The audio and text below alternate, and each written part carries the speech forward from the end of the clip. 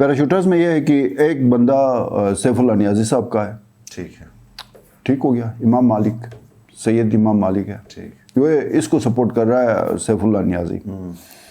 دوسرا پیراشوٹر جس کو یہ پیراشوٹر کہہ رہے ہیں عبد الرحمن ہے، ان کا تعلق گوہر آباد سے ہے، یہ گنڈا پور اس کو پیچھے سے سپورٹ کر رہا ہے۔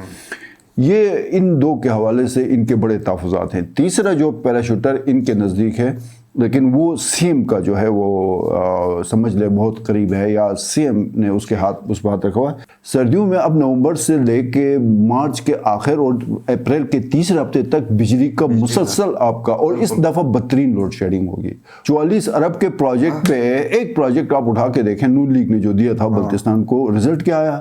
وہ زیرو۔ وجہ پروجیکٹ کمپلیٹ نہیں تھا۔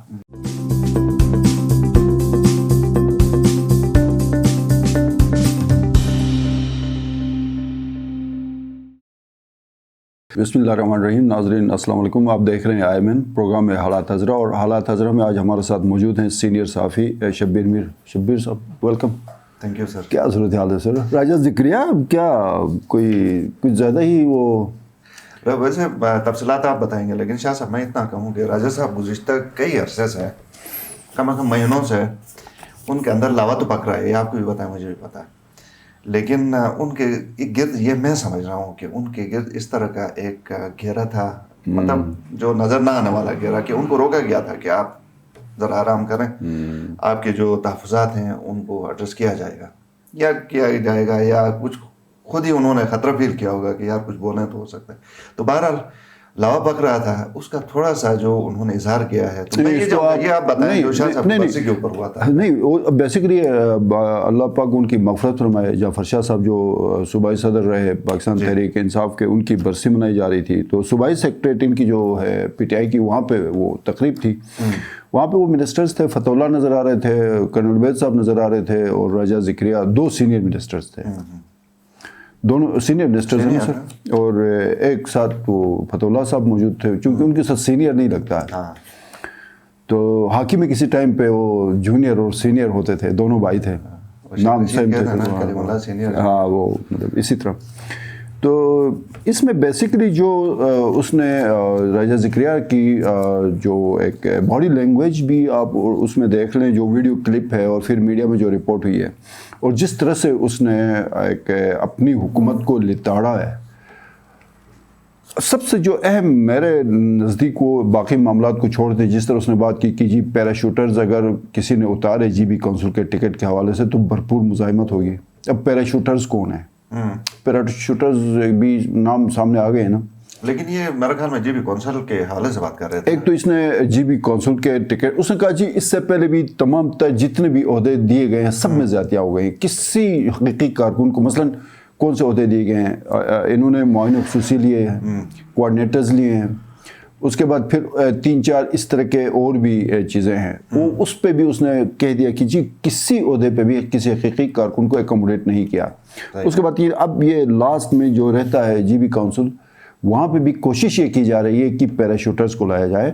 اگر پیراشوٹرز کو ٹکٹس دیے گئے تو پھر دم مست قلندر ہوگا اور بھرپور مزاحمت شروع ہو جائے گی، اور مزاحمت کا آغاز گلگت سے ہوگا۔ شاہ صاحب ادھر میں آپ کو 1 منٹ کے لیے روکتا ہوں، مجھے اصل میں یہ سمجھ نہیں آ رہی کہ پیراشوٹرز کو اتار کون رہا ہے؟ کیا یہاں سے خالد خورشید اتار رہا ہے یا گنڈا پور صاحب اتار رہا ہے؟ آپ کے خیال میں کون اتار رہا ہے؟ ان کا اشارہ کس طرف ہے؟ یہ پیراشوٹرز میرے خیال میں تھوڑے سے کہیں دور سے اتارے جا رہے ہیں، یا نزدیک سے کہیں نہیں ہے۔ پیراشوٹرز میں آپ کو کھل کے بتاؤں، پیراشوٹرز میں یہ ہے کہ ایک بندہ سیف اللہ نیازی صاحب کا ہے، ٹھیک ہے، ٹھیک ہو گیا، امام مالک، سید امام مالک ہے، وہ اس کو سپورٹ کر رہا ہے سیف اللہ نیازی۔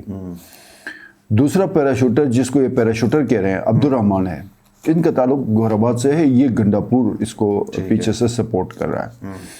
یہ ان دو کے حوالے سے ان کے بڑے تحفظات ہیں۔ تیسرا جو پیراشوٹر ان کے نزدیک ہے لیکن وہ سی ایم کا جو ہے وہ سمجھ لے بہت قریب ہے، یا سی ایم نے اس کے ہاتھ اس بات رکھا ہوا ہے۔ سابق نگراں کیبنٹ میں بھی تھے، سید عاشق حسین صاحب ہیں، وہاں پہ خطیب ہیں جامع مسجد امامیہ کے، ان کے صاحبزادے ہیں سید شبیع الحسن، جو بلدیات کے کیئر ٹیکر منسٹر رہے۔ تیسرے جو ان کا پیراشوٹر کا جو اشارہ ہے وہ ان کی طرف ہے، لیکن جو چوتھا ہے وہ ظاہر ہے میں اس کو اب پیراشوٹر نہیں کہہ سکتا ہوں، بٹ ظاہر ہے کوٹا بھی آ گیا نا اس میں، ایک بندہ گنڈاپور کا، ایک نیازی صاحب کا، ایک سی ایم صاحب کا، اور پھر گورنر صاحب وہ پیچھے رہے. ہاں گورنر صاحب پیچھے رہے. تو اب گورنر صاحب کو بھی کہا جی آپ اپنا بندہ کوئی دے دیں، بٹ اس میں آپ وحدت المسلمین کو بھی ایکوموڈیٹ کریں، دونوں کے کنسنسس سے جو بھی بندہ آئے گا. تو چوتھا بندہ جو چوتھا ٹکٹ جائے گا وہ کسی ایسے بندے کو جائے گا جہاں پہ گورنر اور وحدت والے ایک پیج پہ ہوں گے. تو میرے خیال میں ایک پیج پہ گورنر کا اپنا بھائی زیادہ موضوع ہے. صحیح. لیکن شاہ صاحب ادھر ایک منٹ میں تھوڑا سا پھر ابھی کہیں پھنس گیا. نہیں وہ موضوع امیدوار ہے نا. بالکل. لیکن دیکھیں نا اب یا اگر یہ ہوتا کہ ایک گنڈاپور صاحب کے سارے ہوتے یا سی ایم کے صاحب کے سارے ہوتے بندے، تو تھوڑا سا ان کو یہ گزرتا کہ میں بھی سینئر وزیر ہوں، پارٹی کا کرتا دھرتا ہوں، کسی حد تک انفلوئنشل بندہ ہوں، تو میرا کوئی بندہ نہیں جائے گا، سارے ان کے جا رہے ہیں. تو اب ہر ایک کو تھوڑا تھوڑا حصہ ملا ہے. تو کیا آپ کے خیال میں ہمارے سینئر منسٹر صاحب یہ چاہتے ہیں کہ ایک بندہ ان کی طرف سے بھی جائے تو بات ٹھیک بات بنے گی؟ دیکھیں امپریشن ایک تو میرے پاس جو معلومات ہے اس کے مطابق تو یہ جو بار بار میٹنگز ہو رہی ہیں نا، کرنل وید کے گھر میں میٹنگ ہوئی تھی، وہ خبر آپ نے بریک کی تھی. شاہ صاحب میں آپ کو روک رہا ہوں، وہ خبر آپ نے بریک کی تھی، اس کی تصدیق بات میں شمس لون صاحب نے ہمارے پروگرام میں بھی کیا ہے. اچھا وہ بات ایگزیکٹلی یس، جو یہ سارے آپ ہی کام کر رہے ہیں، آپ ہی لے کے ان کو، مطلب یہ پارٹی کے اندر یہ جو ڈفرینسز ہیں ان کو ختم کرنے کے لیے آپ ان کو لے کے گئے راما، آپ نے ان کو کھانا کھلائے بلائے اور پیچ اپ آپ نے جو کروایا اس میں آپ کا رول تھا. تو انہوں نے کہا کہ جی تھا. اب وہاں پہ وہ رامہ میں یہ گئے تھے نا، شمس الخلون صاحب تھے، سہیل عباس تھے، فتح اللہ صاحب تھے، اور دلشاد بانو اور کلثوم فرمان، یہ 5 بندے رامہ میں رہے، وہاں پہ ان کی جو بھی ہوئے. لیکن ابھی میرے خیال میں میری انفارمیشن یہ ہے کہ آج بھی کسی سینئر منسٹر کے گھر پہ وزراء کی میٹنگ ہے. آج بھی ہے بالکل. اور اس کا رزلٹ کل تک آئے گا. رزلٹ سر راجہ ذکریہ کے گھر میں میٹنگ ہے، راجہ صاحب کے گھر میں ہے، راجہ صاحب کے گھر میں میٹنگ ہے. ابھی جس وقت یہ پروگرام ریکارڈ ہو رہا ہے اس وقت وہ میٹنگ شاید شروع، تو رزلٹ کل تک آئے گا اس کا. اور ایشو یہی ہے سر، اور ایشو یہی ہے کہ آگے کس طرح جو ہے نا اس معاملے کو جو ہے وہ کس طرح ایکسپلائٹ کرنا ہے. اور جو آپ بات کر رہے ہیں نا کہ جب یہ گنڈاپور صاحب، سی ایم صاحب، گورنر اور سیف اللہ نیازی اکوموڈیٹ ہو رہے ہیں تو پیراشوٹرز کہاں سے آ گئے؟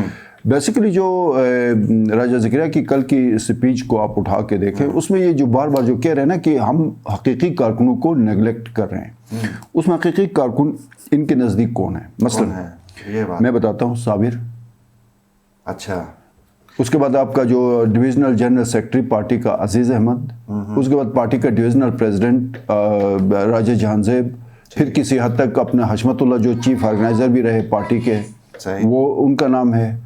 اس طرح 3-4 اور بھی نام ہے. ظہیر الدین بابر بھی وہ اس فہرست میں ہے جو حقیقی کارکنوں کے اس میں آتا ہے. پھر غزر سے راجہ میر نواز میر جو ہے نا وہ بھی سمجھتا ہے. اور اس کی کل آپ سپیچ دیکھ رہے تھے نا میر نواز نے، اس کی وہ ویڈیو کلپ بھی آئے جس میں آخر میں اس کو کارکن آ کے ریکویسٹ کرتے ہیں یا سختی سے کہتے ہیں میں اب دونوں چیزیں استعمال کر سکتا ہوں، یا تو وہ ریکویسٹ کر کے اسٹیج سے اس کو لے کے نیچے جاتے ہیں جب وہ بہت زیادہ جو ہے نا ہارش ہونے کی کوشش کرتا ہے، یا پھر ریکویسٹ کر جاتے ہیں. بس جو جنہوں نے کلپ دیکھی وہ خود اندازہ لگا لیں وہاں ماحول کیسا تھا. پھر اس کے بعد یہ جو ایک اور پی ٹی آئی کے کارکن ہیں، یہ یادگار محلے سے ان کا تعلق ہے، ان کا بھی جو ہے وہ بڑا زبردست وہ تھا سپیچ، اور اس کے درمیان بھی آ کے بار بار ان کو انٹرپٹ کرتے رہے کہ بس بند کر. الیاس، لیکن الیاس کہے کہ کوئی پارٹی چھوڑی نہیں انہوں نے، ایم کے ایم سے لے کے نون لیگ سے لے کے پیپلز پارٹی سے لے کے پتنی جماعت اسلامی سے لے کے اب پی ٹی آئی میں ہے. اب پی ٹی آئی میں آپ کتنا عرصہ ہیں یہ اب دیکھتے ہیں وہ کب تک وہ ٹکے رہتے ہیں. بٹ جو راجہ ذکریہ نے کل جو سینسٹیو بات کی، جو آج کافی حلقوں میں اس پہ ڈسکشنز ہو گئیں، اس نے ایک تو بات یہ کی کہ گلگت بلتستان کو کوئی پنجاب سندھ بلوچستان کی طرح ٹریٹ نہ کرے. ہم مختلف لوگ ہیں. ہم پھر جب لاوا جو پکا ہوا ہے وہ خدا نے خواستہ کہیں وہ پھٹنے کے قریب آئے گا تو پھر اس نے مثالیں دی کہ فلاں فلاں فلاں یہ چیزیں. یہ پہلی دفعہ ہوا کہ راجہ صاحب کی وہ تقریر باہر آ گئی سوشل میڈیا کے. ہاں وہ ویڈیو یہ ہوتا رہتا ہے جس کا انہوں نے اعتراف ہمیں نہیں کیا، لیکن یہ ہمارے پاس خبریں تو آتی ہیں. پہلی دفعہ یہ ہوا کہ وہ سوشل میڈیا کے ذریعے پھر ہمیں پتہ چلا وہ ساری چیزیں سامنے آ گئی، وہ ساری چیزیں جو ہم کہہ رہے تھے وہ نہیں مان رہے تھے. لیکن مجھے ذاتی طور پہ اس تقریب میں بلایا گیا تھا جہاں پہ سارا کچھ ہوا. میں کسی وجہ سے نہیں جا سکا. اگر میں ادھر چلا جاتا تو وہ زیادہ اور بہتر میں ایکسپلین کر سکتا تھا اور آپ جاتے ہیں نا شاہ صاحب, پھر یہ ہونا بھی نہیں تھا. پھر آپ بہت ممکن ہے وہ مطلب ہاں تھوڑا سا وہ پھر میرے خیال میں ہاں وہ یہ ایک جرنلسٹ کا مسئلہ ہے, وہ کہیں ہوتا ہے تو بہت سارے معاملات میں نا وہ خاموشی اختیار کر لیتے ہیں. ہمیں اس لیے نہ جانا میرے خیال میں وہ بہتر ہے, کسی کو بھجوانا زیادہ بہتر ہے. تو اس میں وہ جو اس نے دوسری جو سینسٹیو بات کی, اس نے کہا جی یہ جو پیکیج یا جو بھی معاملات ہیں آئینی حقوق کے حوالے سے, عبوری آئینی صوبے کا, اس نے کہا جی کہ ہمیں تو کسی نے اعتماد میں لیا, ہمیں اس پہ بھی تحفظات ہیں کہ یہ کیا ہو کیا رہا ہے, بیچا جا رہا ہے نہیں بیچا جا رہا ہے, کیا کیا جا رہا ہے. تو اب وہ خالد خورشید صاحب کو بھی یہ سوالیہ نشان ہے کہ اس کے کیبنٹ کا ایک سینئر ترین منسٹر کہہ رہا ہے کہ ہمیں اعتماد میں نہیں لیا. تو پتہ نہیں خالد خورشید صاحب نے پھر اعتماد میں کس کے لیا؟ ویسے صحافیوں کو تو اس نے اعتماد میں لیا ہوگا, لیکن وہ 10 تھے وہ کافی ہیں. بس جو ہے ان کو لیا ہوگا, ہمیں تو اب نہیں کیبنٹ کو اعتماد میں لینا چاہے نا. اگر کیبنٹ میں اعتماد میں لیا, راجہ ذکریہ کہہ رہا ہے, تو پھر راجہ ذکریہ کی غلطی ہے, ایکسپلینیشن ہونی چاہیے اس کی. یہ بہت بڑا ایشو ہے.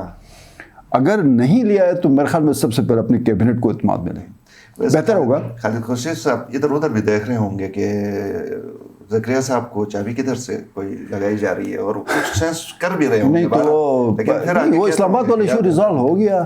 کون سا والا؟ اسلام آباد والا. نہیں وہ تو چل رہا ہے. چلو بس وہ پھر خالد خورشید صاحب کو سمجھ آئے گی نا. ہاں ویسے خالد خورشید صاحب کو کسی زمانے میں جب ہم بتاتے تھے کہ ڈائنامکس کچھ ادھر ادھر یہ بھی ہیں, تو وہ کافی اس کو مائنڈ بھی کرتے تھے. لیکن بس وہ ایک ایٹ لیسٹ جو ہے نا, بہت سارے معاملات ہوتے ہیں جہاں پہ حکومت ظاہر خالد خورشید صاحب جب اگر کبھی پروگرام دیکھتے ہیں یا یہ پروگرام دیکھو, وہی کہیں گے پتہ نہیں کیا بیوقوف لوگ بیٹھ کے جو ہے نا مجھے گورننس سکھا رہے ہیں, میں سارا کچھ جانتا ہوں. بٹ یہ ہوتا ہے کہ بعض اوقات نا باہر بیٹھ کے جو بندہ چیزیں دیکھتا ہے یہی ہوتا ہے, اور بندہ یہ سمجھتا ہے کہ سب کچھ مجھے پتا ہے اور مجھ سے زیادہ کسی کو. حالانکہ یہ دیکھیں, آپ ایک بندہ ایک لیول پہ آپ بہت کچھ جانتے ہوں گے, لیکن آپ صحافی جیسے میں اور آپ ہیں, بہت سارے ہمارے صحافی دوست ہیں, ہم لوگ دور سے بیٹھ کے بہت ساری وہ چیزیں دیکھ رہے ہوتے ہیں وہ جو قریب بیٹھ کے نہیں دیکھ رہے ہوتے ہیں, کیونکہ ان کا فوکس آگے کی طرف کی چیزیں, ہم ان سمیت چیزوں کو دیکھ رہے ہوتے ہیں. یہی ہو رہا ہے نا, کہاں سے کیا کچھ پل ہو رہا ہے, کچھ ہو رہا ہے, یہ چیزیں ہم دیکھتے ہیں. دیکھیں وہ آپ بیٹھے ہوئے تھے کہ وہ کسی منسٹر سے بات ہو رہی تھی, وہ کہہ رہا تھا کہ اب ایسا نہ ہو کہ ہم جو یہ بڑے بڑے میگا پروجیکٹس کے چکر میں بیٹھے رہیں اور 2 سال بعد الیکشن میں کچھ بھی ہمارے ہاتھ میں نہ ہو. وہ یہی بتا رہے تھے کہ گراس روٹ لیول پہ تو کہیں کچھ بھی نہیں ہو رہا لوگوں کو. تو یہی بات آپ دیکھیں کچھ دنوں میں دوبارہ جو آپ ابھی کہہ رہے ہیں نا کہ زمین کے اوپر ہم کہتے ہیں, اگر ہم ایسی بات کرتے ہیں تو ایک دم لفافہ صحافی اور پتہ نہیں کیا میرے حوالے ہمارا کام ہے. دیکھیں میر صاحب دیکھیں آپ, لیکن مسئلہ ہے کہ یہ چیز دیکھیں وہ ان کی طرف سے بھی آئے. دیکھیں یہ کہیں گے نا میگا پروجیکٹس تو ٹھیک ہے, آپ نے 375 بلین پتہ نہیں کیا کیا وہ پیکیجز آپ نے کروائے, لیکن زمین پہ کب اتار رہے ہیں بھائی؟ یہ دیکھیں اس میں بیسیکلی پالیسیز میں یہ ہوتا ہے سر کہ long term, short term, medium term, یہ آپ کی ایک پالیسی ہوتی ہے نا. یہ آپ کی جتنے بھی پی ایس ٹی پی 3 خرب اور 70 ارب کے پروجیکٹس ہیں, یہ بہت لانگ ٹرم ہے. کوئی 6 سال میں مثلا عطاباد 54 میگا واٹ ہے, وہ کم از کم 7 سال لگ جائیں گے, ٹھیک ہے. اس کے بعد پھر یہ جو آپ کے 3-4 شاہراہوں کا جو ان کا ایشو ہے, گلگت غزر اور چترال ایکسپریس وے کا معاملہ ہے, یا سکردو کو لنک کر رہے ہیں شگرتھنگ اور یہ بوبن والا جو ایشو ہے, اور پھر استول اے وی آر کہتے ہیں استور ویلی روڈ. اب یہ جو آپ کا یہ تو 3-4 سال لگیں گے. اب آپ یہ دیکھ لیں جوگلوٹ سکردو روڈ جس کو جیسار کہتے ہیں, یہ نون لیگ کے دور میں کام شروع ہوا 2017 میں, ابھی کہیں جا کے پی ٹی آئی کے دور میں یہ کمپلیٹ ہو رہا ہے. 90% نون لیگ کے دور میں اس کا کام مکمل ہوا تھا.